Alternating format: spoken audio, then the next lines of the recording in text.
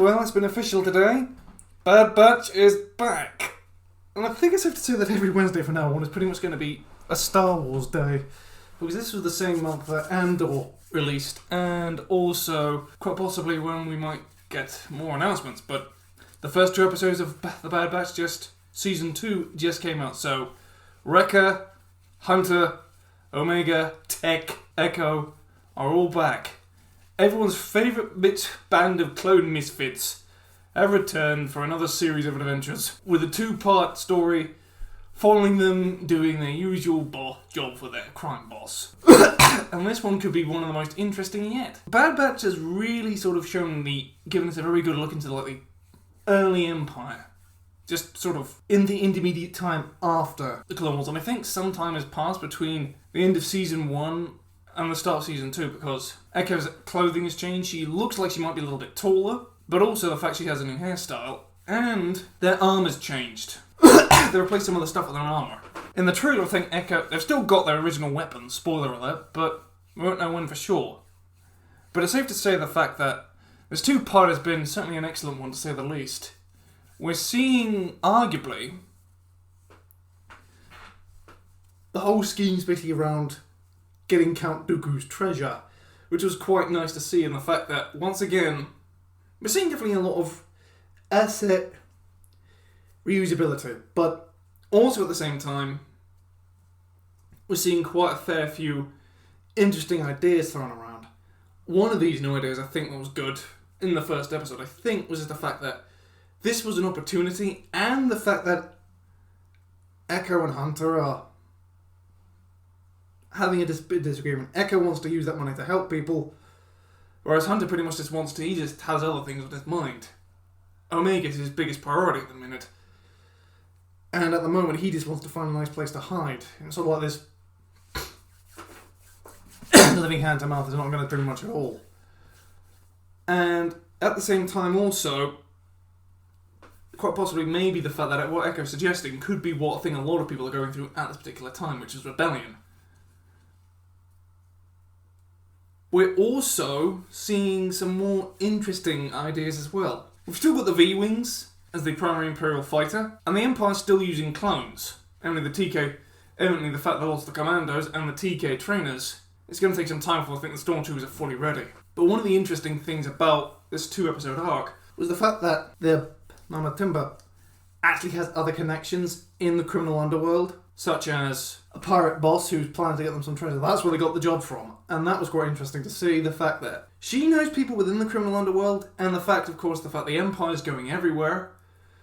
And the Bad Batch's primary priority has been avoiding the Empire. They're dead. So now for a fact the Empire's going to have to come up with a plan to pretty much stay alive. And now the fact they've gone back into Imperial territory, and now the person who was responsible for catching them has come back. And what they've been doing like small crime jobs. Given that the Empire's pretty much occupying everywhere it pleases, starting with former separatist territory, then moving, I guess, outward for indefinite occupation. Because there have always been a lot of detail about how the Imperial government's worked, such as representation in the Imperial Senate isn't something that boils more wars lose, as we've seen in Andor. But that takes place, I think, a few years afterwards. But here we're starting to see exactly what's been going on in the Empire itself. The Empire is very quickly becoming weaker, or rather strengthening its hold by the day. We also don't know what happened to Crosshairs after the Battle of Camino, or the Battle of Incident to Poker City, but quite possibly still alive and kicking. Also getting a lot more detail as well. For the second part of the episode, I think it's quite interesting. Omega has a lot to learn about a lot of stuff. They're trying to teach her things, and of course she often asks obvious questions, like what is a war chest and everything else. And the fact it was Count Dooku's war chest they went after. Spoiler out there for episode 2. I think and episode 1 and 2, but I think one of the best things about this whole episode, or the 2 episodes, I think was just the fact that all the subtle details, and the fact that the Separatists were pretty much exactly what we expected, and Count Dooku was no different. He didn't just exploit the world outside of it, he exploited the world he lived as well, even his home. So either his adopted or homeworld, he's also exploited. And just a small piece of that treasure could allow them to retire or live out the rest of their days in comfort. But that is taking time. As Echo still wants to get some of that treasure out. And she tries, but she doesn't succeed. And also the fact that during their descent, Tech breaks his leg. And he actually says the fact I fractured my femur with 150 kilograms of pressure. Yep, his legs, basically his way of saying the fact his leg's broken. And they also run into one of the survivors of the Imperial incident on Count Dooku's homeworld. I forget the name of the planet now. But that was very interesting to see. I think it was just how well-rounded it all was. Count Dooku had a huge fortune. Like 3 large container ships were needed to move it off-world. 3 of them. Like 50 containers each. And that was just to move it off. That's how much treasure Count Dooku had. That's the size of his fortune. So begs the question, what exactly could the others? And that was just Count Dooku, and he wasn't a corporate.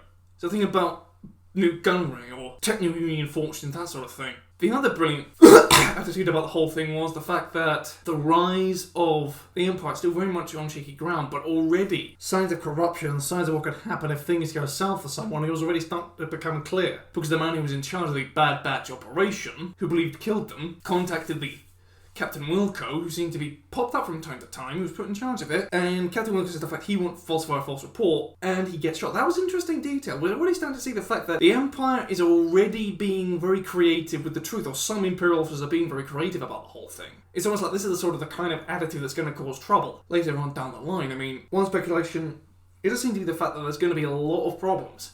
They know for a fact that careers could be jeopardised, and political motivations are beginning to form. Such is the way, and it's only been a few months, maybe a year or so, after the Empire has already become a thing. And already, the Empire is in dire straits. And Imperial officers are becoming very concerned about their careers should a scandal come out, or should they mishandle the situation. That is something that's been held on for that. So that is something quite excellent as well. I think another thing is also going to be the fact that Bad Batch are now sort of starting to lose their clone gear, or some part of their clone gear, for more, pretty much whatever they can find. Echo's, of course, still got his prosthetics, but he's now swapped his arc skirt for I think 2 looks like leather bags or something. Echo's lost her complete uniform and now has a hat, which is something she should have been wearing to begin with, but she still has a bow-like weapon. They've still got their weapons for the most part, but I think they're going to change them at some point. And they're still using stun on their clones, which might be a mistake. That could come back to bite them sooner or later. And the fact, one of the best bits to think about the whole episode was when they were on the freighter,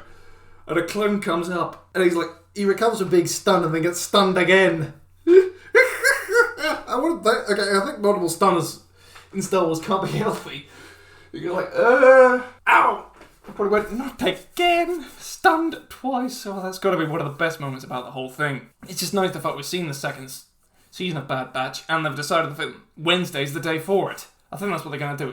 Every day is going to be Star Wars Day. Every Wednesday on Disney Plus is going to be a Star Wars thing whenever something comes out like that. Every Wednesday, going forward, week by week. So I can't wait for next week till episode 3, which is going to be interesting. Thanks for watching. I've been the Universal Challenger, so please leave a like, comment, and subscribe, and I'll catch you on the next one. Cheerio! On.